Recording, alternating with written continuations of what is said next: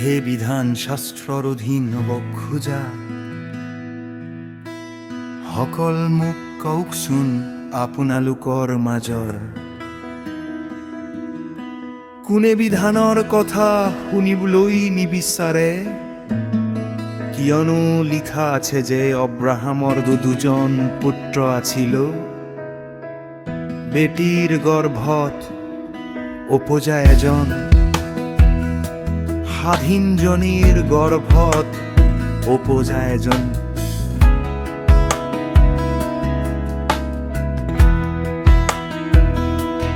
কিন্তু বেটির যিজন কি মাংস অনুসারে জন্মিছি,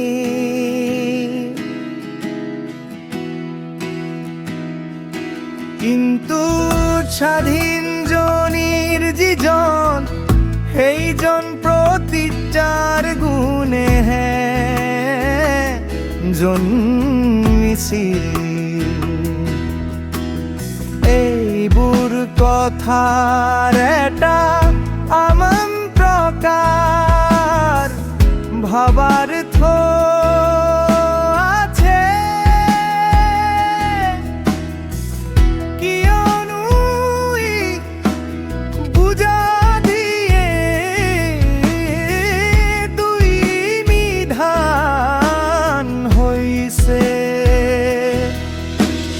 এক নিয়ম চিনয় পৰ্বতৰ পৰাদা শব্দৰূপ অৱস্থাৰ গঢ়োতা, হে হৈছে হাগাৰ, হে হৈ কিৰমু আৰব দেশত হাগাৰ শব্দৰ অৰ্থ চিনয় পৰ্বত আৰু বৰ্তমানে থকা জেৰুচালেমকো বুজায়, কিয়নো তাই নিজ সন্তানে সৈতে বন্দী অৱস্থাত আছিল।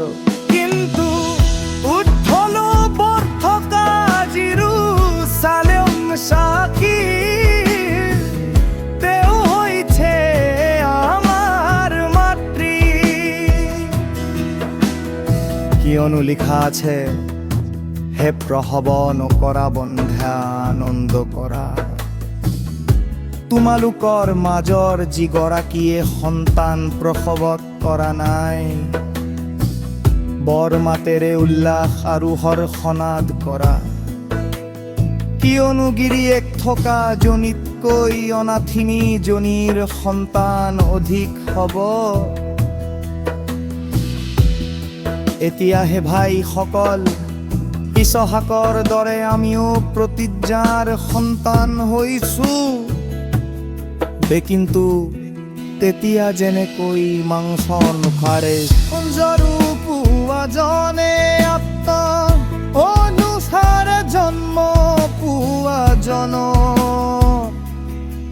কাৰনা কৰিছিল, তেনেকৈ এতিয়া হৈছে।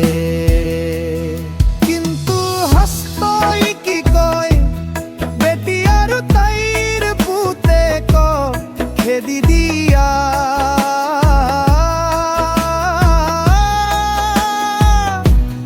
কিয়নো স্বাধীন জনী পুতেকৰ সৈতে বেটিৰ পুতেকে উত্তৰাধিকাৰী নাপাব। বেটেপেহে ভাইসকল, আমি বেটিৰ সন্তান নহও, সেই স্বাধীন গৰাকীৰহে সন্তান হও।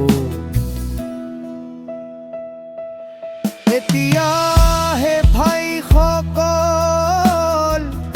ইছহাকৰ দৰে আমিও প্ৰতিজ্ঞা সাবধান হৈছো, কিন্তু